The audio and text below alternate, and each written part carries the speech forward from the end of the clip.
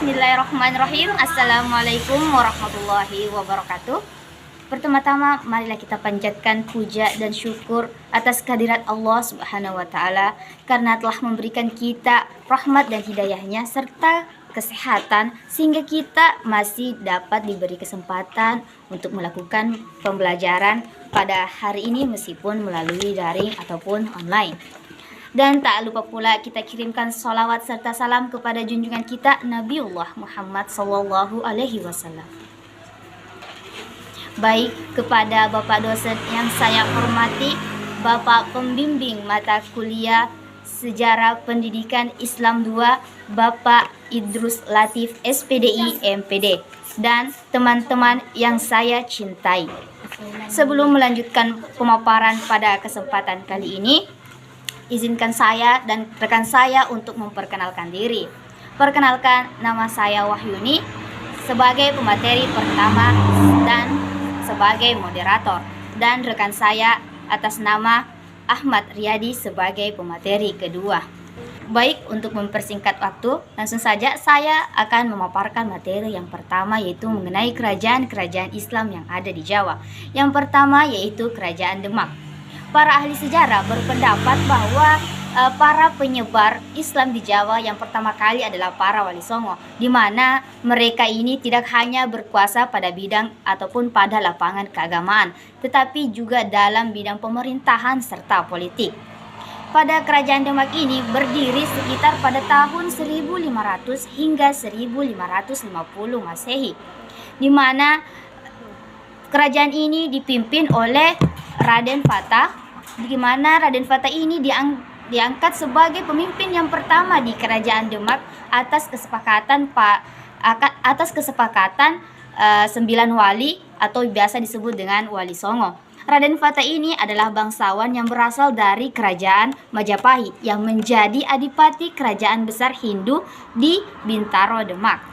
Kekuasaan Demak telah memberikan kontribusi yang besar terhadap perkembangan Islam di Jawa karena kegigihan para raja-raja yang pernah memimpin kerajaan tersebut, sehingga Kerajaan Demak ini bisa dikenal di mana-mana dan menjadi kerajaan Islam pertama di Jawa. Selanjutnya yaitu Kerajaan Pajang.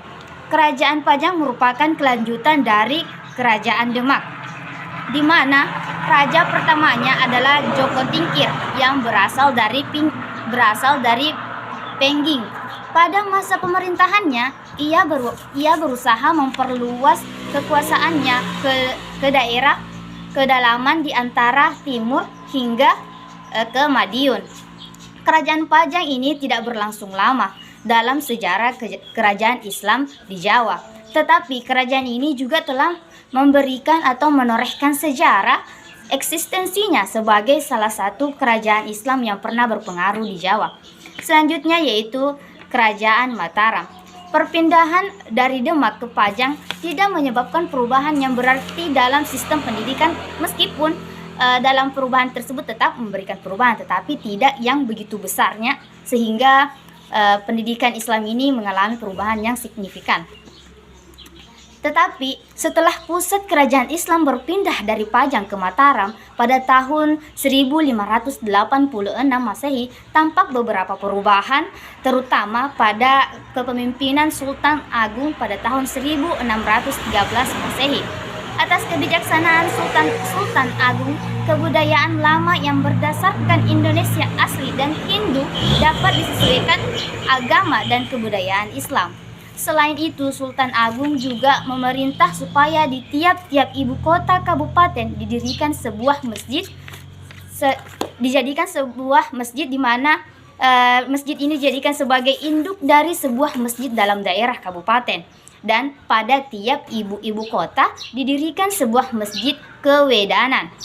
Selanjutnya yaitu Kerajaan Cirebon dan Banten, di mana Kesultanan Cirebon merupakan kerajaan Islam pertama di Jawa Barat.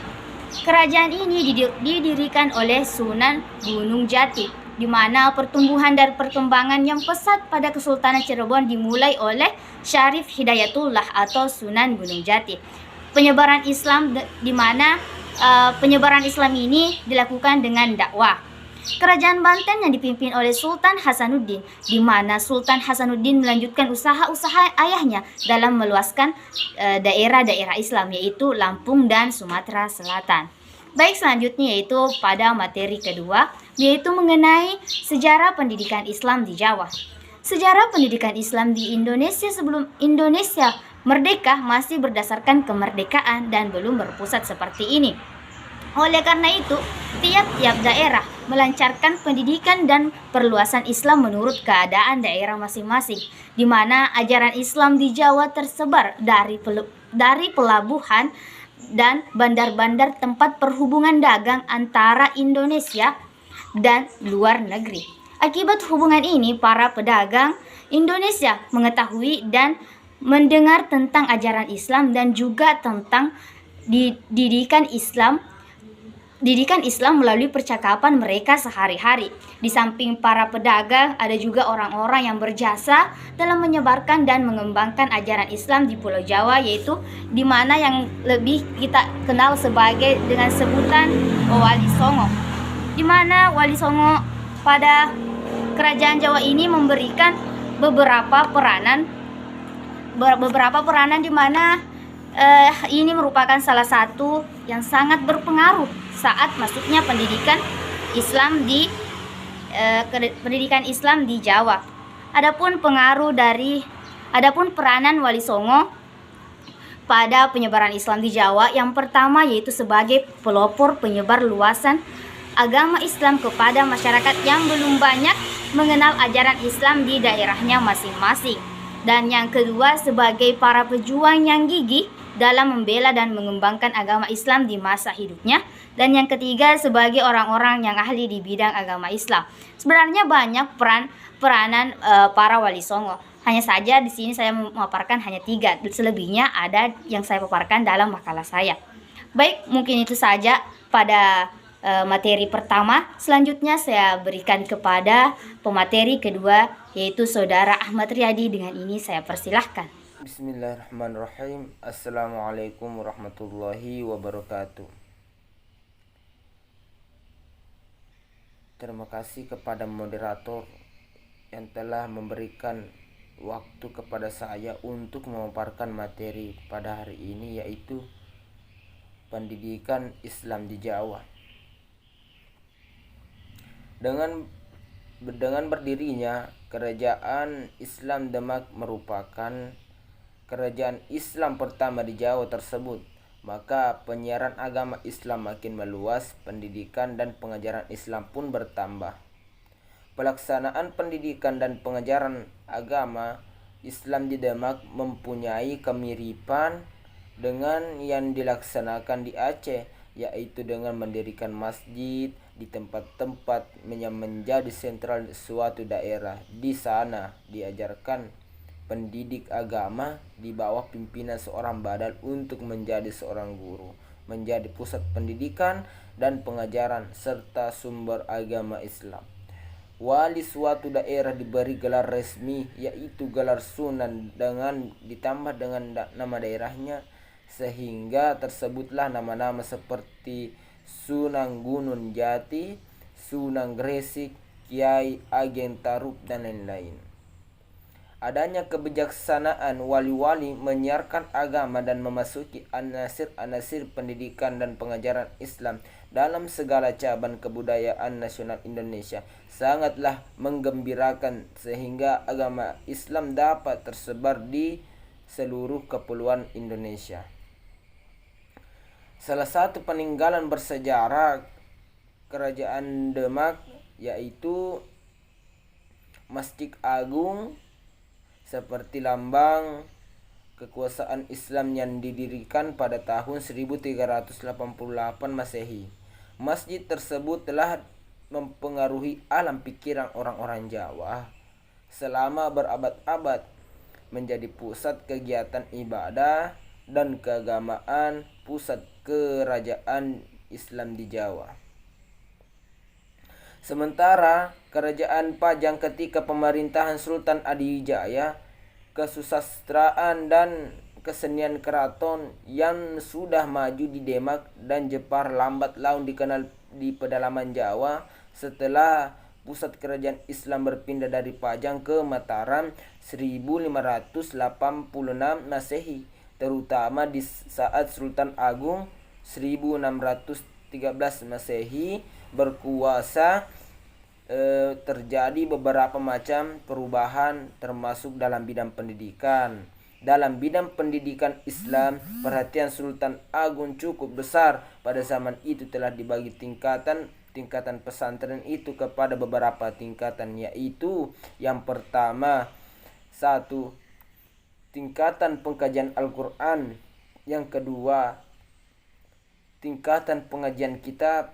Yang ketiga, tingkat pesantren besar. Yang keempat, pondok pesantren tingkat keahlian takhusus. Sementara proses pendidikan Islam di Cirebon sebagai pusat keagamaan di Jawa Barat juga berlangsung dengan baik. Peran historis yang dijalankan Sunan Gunung Jati tidak pernah hilang dalam kenangan masyarakat. Pendidikan keagamaan di Cirebon terus berkembang pada abad ke-17 dan ke-18. Di kantor Cirebon berkembang kegiatan-kegiatan sastra yang sangat memingat perhatian.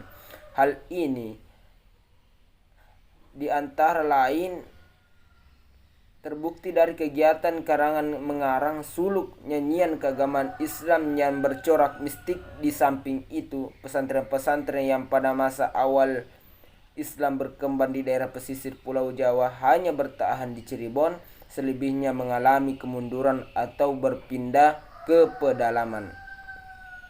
Adapun di Banten, ketika Sultan Maulana Hasanuddin memerintah Banten selama 18 tahun 1552 sampai 1570 Masehi, ia telah memberikan andil terbesarnya dalam meletakkan fondasi Islam di Nusantara sebagai salah seorang pendiri Kesultanan Banten. Hal ini dibuktikan dengan kehadiran bangunan peribadatan berupa masjid dan sarana pendidikan Islam seperti pesantren. Di samping itu, ia juga mengirim mubalik ke berbagai daerah yang telah dikuasainya. Usaha yang telah dirintis oleh Sultan Maulana Hasanuddin dalam menyebarluaskan Islam dan membangun Kesultanan Banten kemudian dilanjutkan dengan sultan-sultan berikutnya. Mungkin ini yang saya sempat sampaikan. Saya kembalikan kepada moderator. Baik, itulah pemaparan dari kelompok kami. Lebih dan kurangnya mohon dimaafkan. Akhirul kalam. Wallahul muwafiq ila aqwamit thoriq ila sabili rasyad. Assalamualaikum warahmatullahi wabarakatuh.